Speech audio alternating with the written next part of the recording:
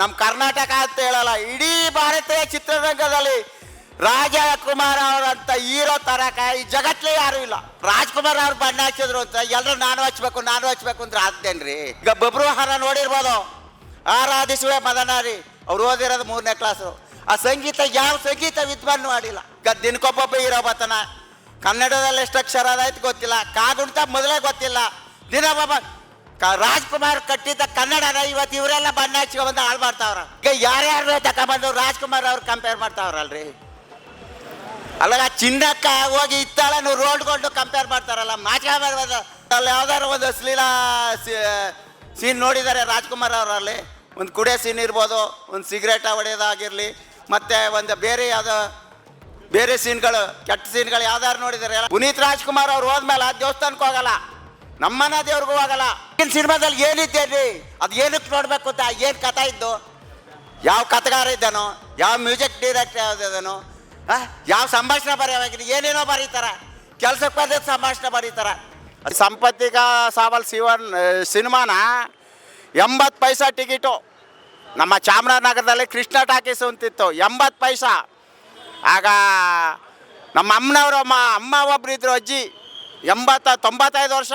ಅವರು ನಾವು ರಾಜ್ಕುಮಾರ್ ಅವ್ರ ಸಿನಿಮಾ ಬಂದಿದೆ ಅಂತ, ಸಂಪತ್ತಿ ಸವಾಲು ಚೆನ್ನಾಗಿದೆ ಅಂತ ಆಗ ಕರ್ಕೊಂಡೋಗಿ ನೋಡಿರೋದು. ನಮ್ಮ ಚಾಮರಾಜನಗರದಲ್ಲಿ ಕೃಷ್ಣ ಟಾಕೀಸ್ ಅಂತಿದೆ. ಆವಾಗಲೇ ನಮ್ಮ ಕನ್ನಡದಲ್ಲಿ ಸಿನಿಮಾ ಬಂದದ ಅಂತ ನನಗೆ ಗೊತ್ತಾದ್ದು.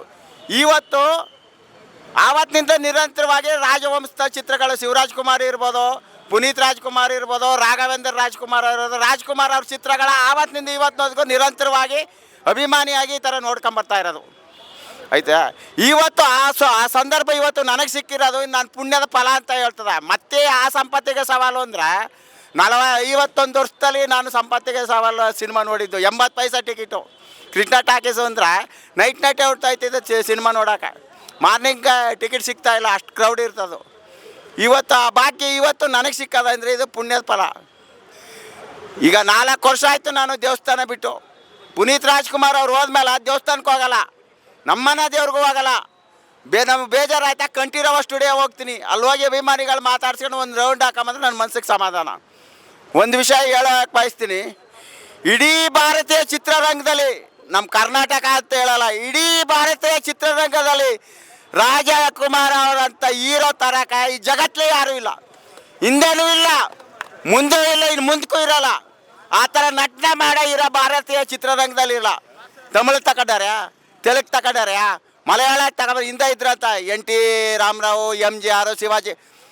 ರಾಜ್ಕುಮಾರ್ ಥರ ಪಾತ್ರ ಅವ್ರು ಯಾರು ಮಾಡಿಲ್ಲ ಈ ಥರ ರಾಜ್ಕುಮಾರ್ ಥರ ಪಾತ್ರನ. ಇವತ್ತು ಇಡೀ ವಿಶ್ವದಾದ್ಯಂತ ಕೀರ್ತಿ ತಂದುಕೊಟ್ಟಿರೋ ಏಕೈಕ ನಟ ಅಂತ ನಮ್ಮ ಡಾಕ್ಟರ್ ರಾಜ್ಕುಮಾರ್ ಒಬ್ಬರೇ, ಬೇರೆ ಯಾವ ನಟನೂ ಇಲ್ಲ, ಯಾವ ಭಾಷೆಯಲ್ಲೂ ಇಲ್ಲ ಅಂತ ಈ ಸಂದರ್ಭದಲ್ಲಿ ನಾನು ಹೇಳ್ಬಯಸ್ತೀನಿ.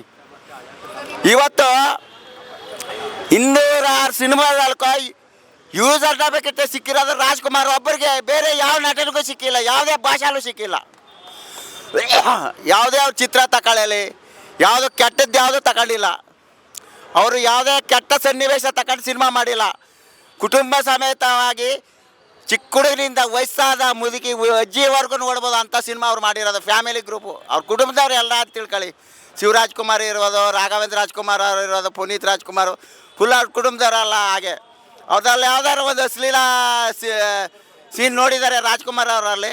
ಒಂದು ಕುಡಿಯೋ ಸೀನ್ ಇರ್ಬೋದು, ಒಂದು ಸಿಗರೇಟ ಹೊಡೆಯೋದಾಗಿರಲಿ, ಮತ್ತು ಒಂದು ಬೇರೆ ಸೀನ್ಗಳು, ಕೆಟ್ಟ ಸೀನ್ಗಳು ಯಾವ್ದಾರು ನೋಡಿದ್ದಾರೆ. ಎಲ್ಲ ಸಾಮಾಜಿಕವಾಗಿ ಕೌಟುಂಬಿಕ ಚಿತ್ರಗಳೇ ಅವ್ರು ತೆಗೆದಿರೋದು. ಆ ಥರ ಹೀರೋ ನಾನು ನೋಡೇ ಇಲ್ಲ. ಇವತ್ತು ಯಾರ್ಯಾರೋ ಹೀರೋಗಳು ಬರ್ತಾರಣ್ಣ, ಇವತ್ತು ಯಾರು ಫಿಲಮ್ನು ನೋಡಲ್ವಲ್ಲ. ಇವತ್ತು ಎಷ್ಟೋ ಫಿಲಮ್ಗೆ ಹೋಗಲ್ಲ. ಈಗ ದಿನಕ್ಕೊಬ್ಬೊಬ್ಬ ಹೀರೋ ಬರ್ತಾನ. ಕನ್ನಡದಲ್ಲಿ ಎಷ್ಟು ಅಕ್ಷರ ಅದಾಯ್ತು ಗೊತ್ತಿಲ್ಲ, ಕಾಗುಂಟ ಮೊದಲೇ ಗೊತ್ತಿಲ್ಲ. ದಿನ ಒಬ್ಬ ರಾಜ್ಕುಮಾರ್ ಕಟ್ಟಿದ್ದ ಕನ್ನಡನ ಇವತ್ತು ಇವರೆಲ್ಲ ಬಣ್ಣ ಹಚ್ಕೊಂಡ್ಬಂದು ಹಾಳು ಮಾಡ್ತಾವ್ರ. ಇದು ಘಟ್ಟಕೋಶವಾಗಿ ಹೇಳ್ಬಯಸ್ತೀನಿ ನಾನು. ಅರ್ಥ ಆಯ್ತಾ? ರಾಜ್ಕುಮಾರೇ ನಿಜವಾದ ಹೀರೋ. ಶತಮಾನಗಳು ಕರೆದ್ರೆ ಅವ್ರ ಹೆಸರೇ ಇರೋದು, ಇನ್ಯಾವನ ಹೆಸರು ಇರಲ್ಲ. ಈಗಿನ ಸಿನಿಮಾದಲ್ಲಿ ಏನಿದ್ದೇನ್ರಿ, ಅದು ಏನಕ್ಕೆ ನೋಡಬೇಕು ಅಂತ, ಏನು ಕಥೆ ಇದ್ದು, ಯಾವ ಕಥೆಗಾರ ಇದ್ದಾನೋ, ಯಾವ ಮ್ಯೂಸಿಕ್ ಡೈರೆಕ್ಟರ್ ಯಾವುದಿದ್ದಾನೋ, ಯಾವ ಸಂಭಾಷಣೆ ಬರೆಯೋವಾಗಿರಿ, ಏನೇನೋ ಬರೀತಾರ, ಕೆಲ್ಸಕ್ಕೆ ಬಂದ ಸಂಭಾಷಣೆ ಬರೀತಾರ. ಆ ಸಿನಿಮಾದ ಮಾತಿರಲಿ, ಆ ಬೋರ್ಡ್ ನೋಡಿದ್ರೆ ಸಿನಿಮಾಕ್ಕೆ ಹೋಗಲ್ಲ ನಾವು. ಆ ಬೋರ್ಡ್ ಇವನು ಯಾವಾಗ ಹೀರೋ, ಬೇರೆ ಕೆಲಸ ಬೇರೆ ಏನಾರು ಕೆಲಸ ಮಾಡೋಕ್ಕಾಗಲ್ಲ, ಇದೇ ಬಣ್ಣನೇ ಹಚ್ಬೇಕಾ? ರಾಜ್ಕುಮಾರ್ ಅವ್ರು ಬಣ್ಣ ಹಚ್ಚಿದ್ರು ಅಂತ ಎಲ್ಲರೂ ನಾನು ಹಚ್ಬೇಕು ಅಂದ್ರೆ ಆಗ್ತೇನ್ರಿ? ಈಗ ಹೀರೋ ಎಲ್ಲ ಆಗ್ಬೋದು, ನೀವು ಆಗ್ಬೋದು, ನಾವು ಆಗ್ಬೋದು. ಹೀರೋ ಆದ್ರೆ ಅದಕ್ಕೊಂದು ಗೊತ್ತಿರ್ತದ ಆ ಸೀನಲ್ಲಿ ಯಾವ ರೀತಿ ನಟನೆ ಮಾಡ್ಬೇಕು, ಯಾವ್ಯಾವ ಸನ್ನಿವೇಶ ಇದ್ರೆ ಯಾವ ರೀತಿ ಮಾಡಬೇಕು ಅಂತ. ಅದ ರಾಜ್ಕುಮಾರ್ ಒಬ್ಬರಿಗೆ ಈಗ ಬಬ್ರುವಾಹನ ನೋಡಿರ್ಬೋದು, ಆರಾಧಿಸುವೆ ಮದನಾರಿ, ಅವ್ರು ಓದಿರೋದು 3ನೇ ಕ್ಲಾಸು. ಆ ಸಂಗೀತ ಯಾವ ಸಂಗೀತ ವಿದ್ವಾನ್ ಮಾಡಿಲ್ಲ, ನೋಡಿದರೆ ನೀವು ಆರಾಧಿಸುವೆ. ಆಮೇಲೆ ಇವತ್ತು ಸೋಷಿಯಲ್ ಮೀಡ್ಯಾದಲ್ಲಿ ನಾನು ನೋಡ್ತಾ ಇದ್ದೀನಿ, ಬೇರೆ ಯಾರೇ ಆಗಲಿ ಕಡಕ್ಕೆ ಎಚ್ಚರಿಕೆ ಕೊಡ್ತಾ ಇದ್ದೀನಿ ನಾನು, ಯಾಕಂದ್ರೆ ಓಪನ್ ಆಗಿ ಹೇಳ್ತಾ ಇದ್ದೀನಿ. ಈಗ ಯಾರ್ಯಾರು ತಗೊಂಬಂದು ರಾಜ್ಕುಮಾರ್ ಅವ್ರು ಕಂಪೇರ್ ಮಾಡ್ತಾವ್ರಲ್ರಿ. ಅಲ್ಲಾಗ ಚಿನ್ನಕ್ಕ ಹೋಗಿ ಇತ್ತಾಳನ್ನು ರೋಡ್ಕೊಂಡು ಕಂಪೇರ್ ಮಾಡ್ತಾರಲ್ಲ, ಮಾಡ್ಬೋದು. ದಯವಿಟ್ಟು ಯಾರೇ ಮೀಡಿಯಾದವ್ರು ನೀವು ಅವ್ರು ಪ್ರಶ್ನೆ ಮಾಡಬೇಕು, ನಾವೆಲ್ಲ ನೀವು ಪ್ರಶ್ನೆ ಮಾಡಬೇಕು. ರಾಜ್ಕುಮಾರ್ ಅವ್ರ ಬಗ್ಗೆ ಕಂಪೇರ್ ಮಾಡೋ ಅವಶ್ಯಕತೆ ಏನಿದೆ? ಈಗ ರಾಜ್ಕುಮಾರ್ ಅವ್ರಿಗೆ ಇವರು ರಾಜ್ಕುಮಾರ್ ಲೆವೆಲ್ಗೆ ಬಂದರು, ರಾಜ್ಕುಮಾರ್ ಲೆವೆಲ್ ಬಂತು ಅಂದರೆ ಎಷ್ಟೋ ಮೀಡಿಯಾದಲ್ಲಿ ನಾನು ನೋಡಿದ್ದೀನಿ, ನೀವು ಸೋಷಿಯಲ್ ಮೀಡ್ಯಾದಲ್ಲಿ ಸುಮಾರು ನೋಡಿದ್ದೀನಿ. ರಾಜ್ಕುಮಾರ್ ಎಲ್ಲಿ ಹಿಮಾಲಯ ಪರ್ವತಕ್ಕೂ ಕೆಳಗಡೆ ನೆಲಕ್ಕೂ ಎಲ್ಲಿ ಸಂಬಂಧ ಕಟ್ಟಕತ್ತೇನ್ರಿ? ರಾಜ್ಕುಮಾರ್ ಯಾವತ್ತಿದ್ರು ಹಿಮಾಲಯ ಪರ್ವತ. ಈಗ ಎಷ್ಟೋ ಮೀಡಿಯಾದಲ್ಲಿ ನಿಮ್ಮ ಸೋಷಿಯಲಲ್ಲಿ ನೋಡ್ತಾ ಇದ್ದಾನೆ, ರಾಜ್ಕುಮಾರ್ ಅವ್ರು ಮೀರಿಸಿದ್ರು, ರಾಜ್ಕುಮಾರ್ಗೆ ಕಂಪೇರ್ ಮಾಡೋದು ರಾಜ್ಕುಮಾರ್ ಅವ್ರ ಥರ. ಅವ್ರು ಯಾರೇ ಹೇಳಿ ಮಾಡೋಕ್ಕಾಗಲ್ಲ.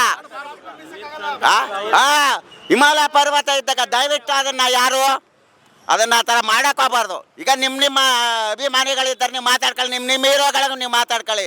ಅದು ಬಿಟ್ಬಿಟ್ಟು ರಾಜ್ಕುಮಾರ್ ಹೆಸರು ಯಾರೇ ದಯವಿಟ್ಟು ಯಾರನ್ನೂ ಅವ್ರನ್ನ ಹೀಯಾಳಿಸ್ಬೇಕು ಅಂತ ಮಾತಾಡ್ತಾ ಇಲ್ಲ. ರಾಜ್ಕುಮಾರ್ ಅವ್ರ ಕುಟುಂಬಕ್ಕೆ ಕೆಟ್ಟ ಹೆಸರು ತಾರ್ಬೇರಿ. ಈಗ ನಿಮ್ಮ ಹೀರೋಗಳು ನೀವು ಸೆಲೆಬ್ರೇಟ್ ಮಾಡಿ. ಈಗ ನಾವು ರಾಜ್ಕುಮಾರ್ ಕಡೆಯವರು, ನಾವು ಬರ್ತೀವಿ, ನಾವು ಮಾಡ್ತೀವಿ, ನಮ್ಮ ಕಥೆ ನಮ್ಗೆ, ನಿಮ್ಮ ಕಥೆ ನಿಮ್ಗೆ, ಹೌದಾ? ಅದನ್ನು ಬಿಟ್ಬಿಟ್ಟು ನಾವು ಮೈಸೂರಿಂದ ಬಂದಿದ್ದೀವಿ, ಅದನ್ನ ಬಿಟ್ಬಿಟ್ಟು ನೀವು ಬೇರೆಗಳ ರಾಜ್ಕುಮಾರ್ ಹೆಸರು ಯಾವ್ದಕ್ಕೆ ತರಬೇಡಿ.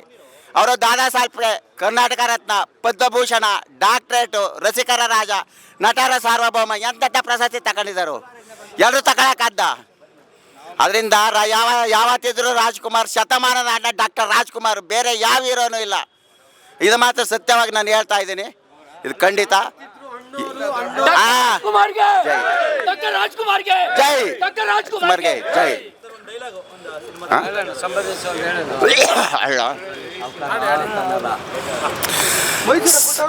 ಸಾವ್ಕಾರ್ ಸಿದ್ಧ ದೇವತೆ ಅಂತ ನಮ್ಮ ಅತ್ತಿಗೆ ಮೇಲೆ ಕಣ್ಣಾಕಿದೆಯಲ್ಲ, ಏನು ನೀನು ದೇವತೆ ಅಂತ ನಮ್ಮ ಅತ್ತಿಗೆ ಮೇಲೆ ಕೈ ಹಾಕಿದೆಯಲ್ಲ, ಯಾತಲ್ಲಿ ನೋಡಿಬೇಕು? ನಿನ್ನ ಗಾಡಿ ಹೇಳ್ಕೊಂಡು ಹೋದಾಗ 15 ಚಡಿ ಇಟ್ಟು ಓಡಿಸ್ತೆ. ಈಗ ಯಾತಲ್ಲಿ ನೋಡಿಬೇಕು? ಹೆಣ್ಣು ಬೇಕೇನೋ ನಿನಗೆ? ಹೆಣ್ಣು ಬೇಕಾ? ತಗೋ.